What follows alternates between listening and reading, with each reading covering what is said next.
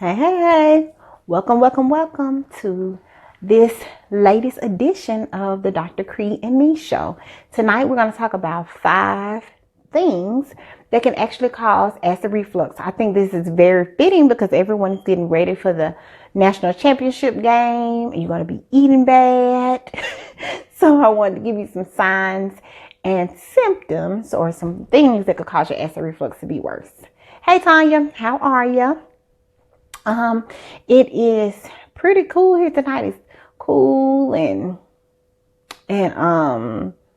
damp and dreary looking here in Birmingham. So when you get here, say hey in the comments and also let us know where you are watching from. Hey Aubrey, how you doing? Hope you're feeling good. We'll get started in about 3 minutes. We're starting a little bit earlier tonight because the championship game starts tonight. So I wanted to make sure that I came on so that I wouldn't be like the other night when I was trying to give you guys the play-by-play with the game. So tonight we're going to talk about 5 things that could give you acid reflux and actually can cause your reflux or indigestion to be worse. And we're going to get started in about 3 more minutes and we'll go from there. So make sure you say hey in the comments and also tell us where you're tuning in from. We have people that listen from all over, from Michigan to Maryland, here in Alabama, where I am, Georgia. So we have people from North Carolina. So we really appreciate you and your viewership. And no, this is not our usual time to come on, but 6:30 actually may be a better time. So we'll see. We'll poll you guys and see if 6:30 works better. Since I'll be getting off a little bit earlier now, I won't have to be worrying about trying to fix my schedule to make it in time for 7. So we may try 6:30. So again, we're going to give it about, let's see what time it is.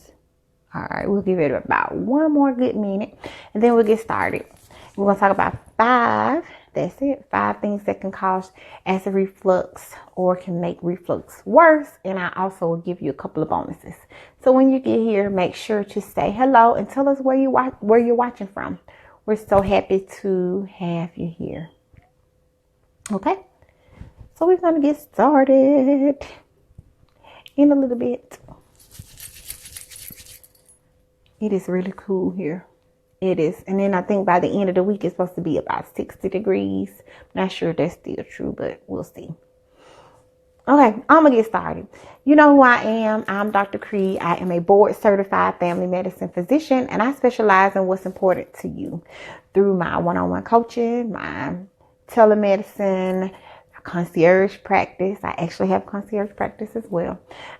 Through my amazing practice here in Birmingham, I help you, the patient, learn how to live a healthier, happier, hopefully longer life.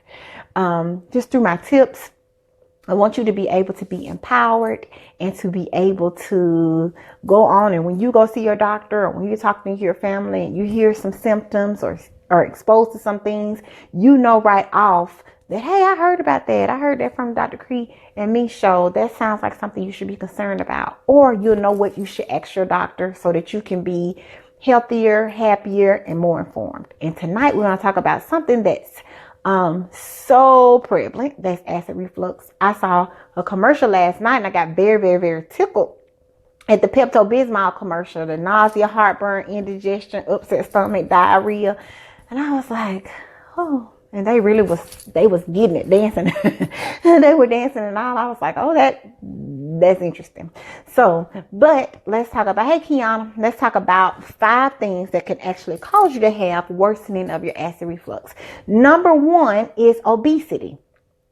Somebody, can you type that in the comments for me, Tanya? Number 1 is obesity. As you know, obesity causes a lot of things. And you may be surprised that acid reflux is one of those things that it causes. How? So how is that so? So you get all this extra abdominal girth, and it actually pushes up against and causes all of your contents to be a little bit tighter, a little bit shorter, a little bit smaller. So you eating, honey. You just eating.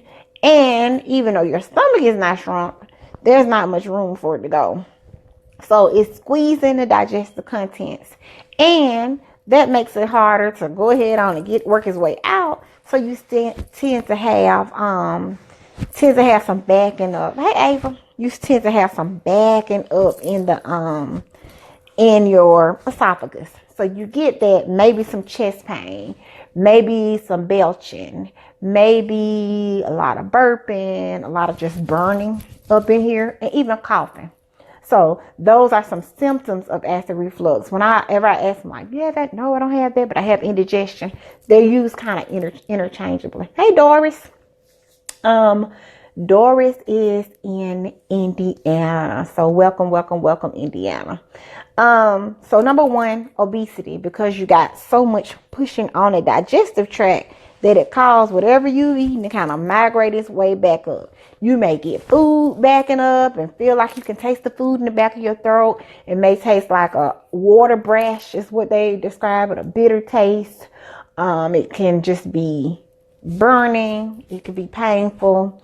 It sucks. I had a really bout of acid reflux or indigestion some years ago, and I'll tell you more about it. So number one is obesity. Number two is actually what's called a hiatal hernia.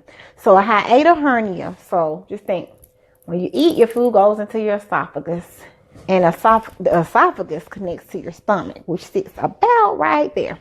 So the stomach is right there. Hey, Miss Coleman, stomach sits right there. And there goes through a hole in the diaphragm. So the diaphragm is here. You have a little bit of hole, a little bit of opening, and the esophagus runs through there. Well, the hole should be small enough that it allows the esophagus to sit there very snugly. But if the esophagus begins to slide back and forth, you get what's called a hiatal hernia.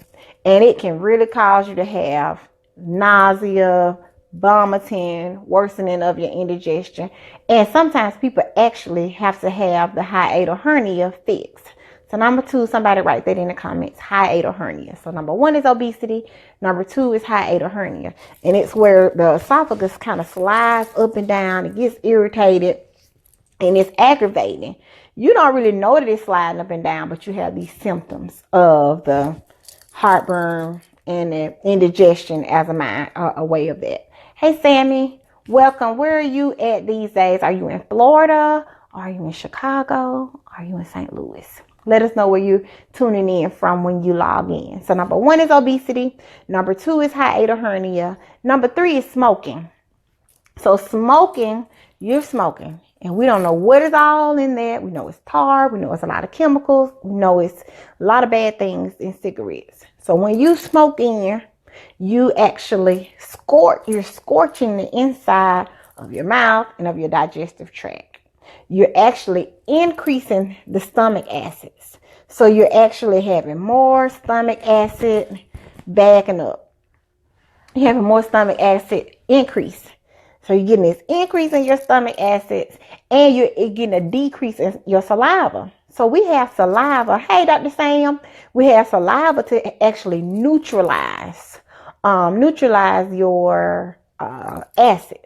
Well, you're smoking in, you're scorching your throat and your esophagus and your stomach, and you're actually decreasing what neutralizes you and increases your acid. So that's why people that smoke, they can have very bad acid reflux, very bad indigestion, and they can get ulcers because all that acid is just churning. And then you can wear away at the lining of your stomach. And it's a disaster. So number one is obesity. Number two is a hiatal hernia. Number three is smoking. So smoking can cause your acid to go up and your saliva to go down. Dr. Sam is joining us from Michigan. Welcome. I told you we got people watching from all over. So number one, obesity. Number two, hiatal hernia. Number three, smoking.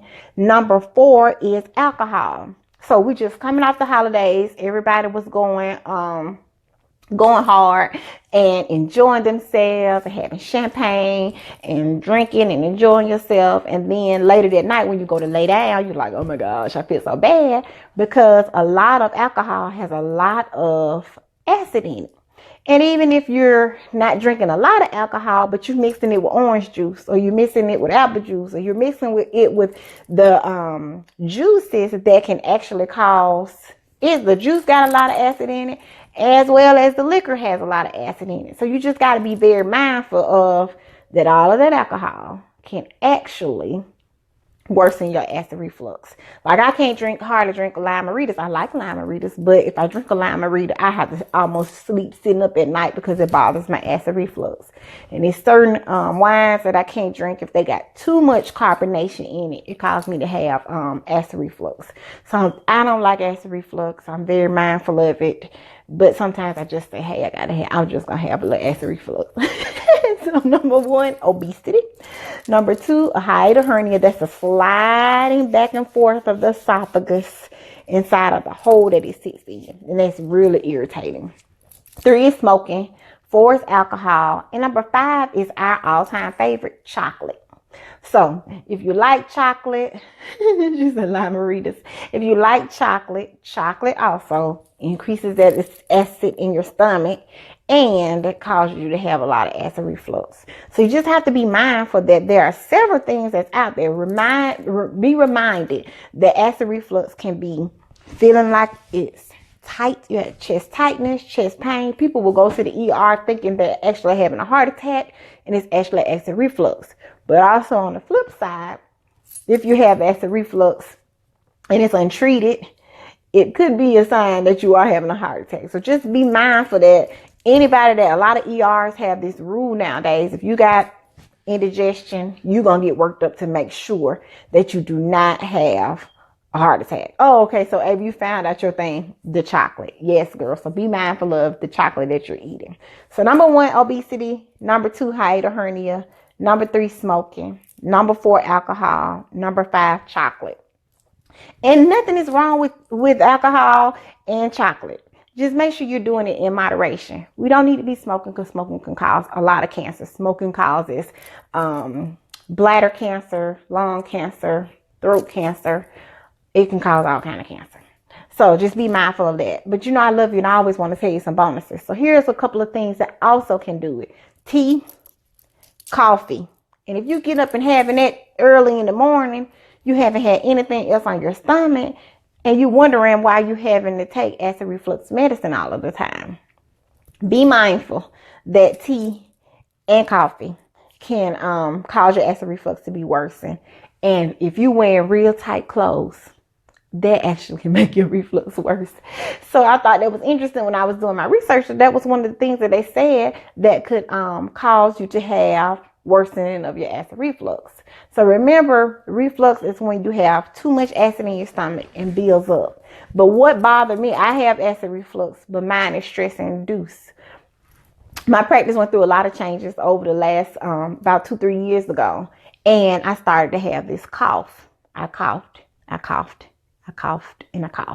So I'm like, oh my gosh, I got a whooping cough. So I treated myself for whooping cough. I coughed and I coughed and I coughed. Hey, Shantae. And so I was like, oh, well, maybe I'm getting grown people asthma.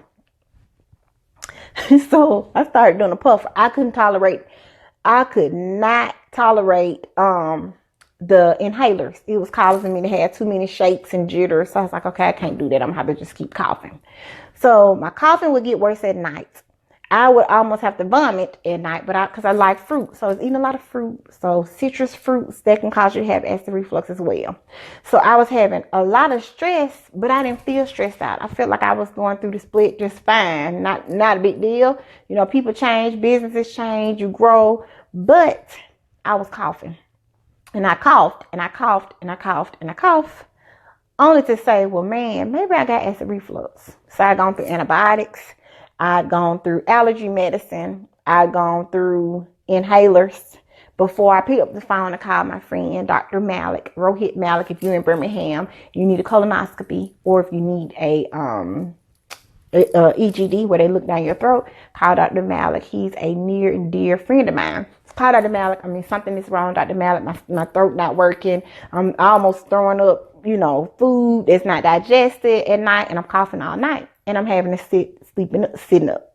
Well, during this time, I probably was drinking more than I should have. I was eating fruit late at night, eating just everything because I was stressed eating, and did not realize it. He looked down my throat and he saw all the acid was building up, and I actually had acid reflux. Hey, Kathleen. So my acid reflux, I changed my diet. Stop eating those oranges late at night. Stop drinking the lime margaritas. And I started what's called Carafate, which helped to coat my stomach. Hey, Tashima, coated my stomach, and I took it for several months, and I would feel better and have to get stressed out and have to take some more. However, so I ended up being on 3 different medicines. I was on Carafate, I was on Zantac, which you can get over the counter, and I was on Nexium or whatever samples. I was on all of that because I had stress-induced acid reflux. So please be mindful that stress can actually cause you to have acid reflux. Once I realized that I had stressed myself out, I was back in practice by myself by this point. And I don't drink. I keep lime margaritas here, but I don't drink them as much. And if I do drink them, it's early in the day. So long story short, I got a better control on my stress. So stress actually can give you an ulcer. People say that, old people say that, but that really is the truth. So I really was worried myself to death. And I was having some stress-induced acid reflux. Well, now I don't take anything for my reflux because I manage my stress so much better. I came off of all of that medicine, and I used to would just go to the refrigerator and just have in the middle of the night and just drink the Carafate. Because you had to keep it in the refrigerator because my acid reflux was that bad. My husband was tired of me coughing all night. He stopped checking on me. So just know that if you're going through a lot of life changes, and acid reflux is one of the things that can really take you over. So $200 copayment later and a lot of stress later, I do not take any medicines for my acid reflux. If I do get some acid reflux now, I actually use an essential oil, and you'll be very proud of me, Dr. Sam. I got some DJIs.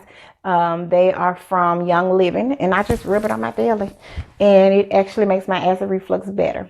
So there are a lot of ways to treat your acid reflux, but mainly watching what you eat, watching what you ingest, not smoking, not being stressed out as much as you can avoid it, and being mindful of you and being aware of your body, because I could have got myself pretty sick, and I could have actually got an ulcer from it, but I didn't. Thank God that I had gone down the list of all these things that it could have been.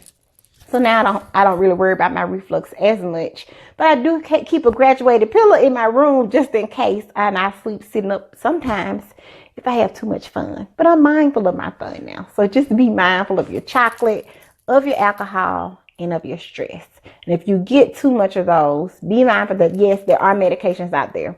You can take Zantac over the counter. You can take Prilosec is over the counter now, but be mindful there is a black box warning now on Prilosec, on Nexium, on Protonix that it can actually cause some kidney failure.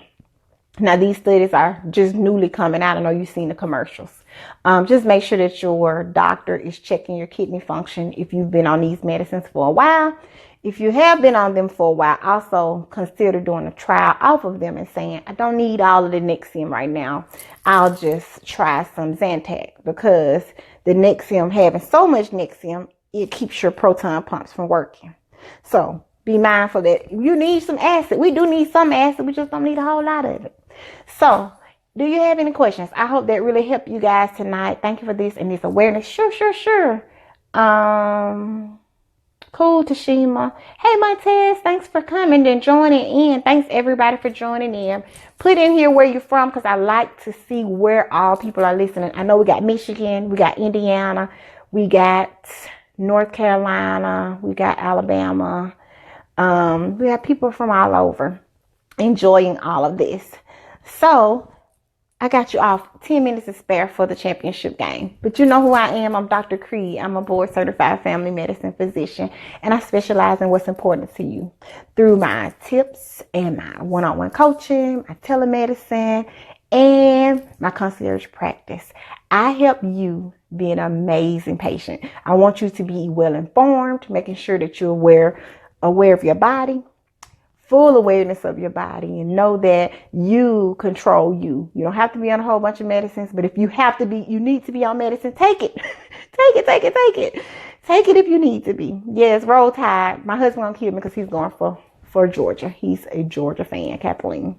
And so just be mindful. I want you to be mindful of your body, mentally, spiritually, emotionally, and physically. So I have a very big announcement coming up this week. I will be live again either tomorrow or Thursday with my announcement. I'm so excited to share with you guys. You know, I love each and every one of you. I want you to be living your healthiest, your happiest life, and take care. Check on somebody. Don't stress out. Don't give yourself an ulcer. Have a good one.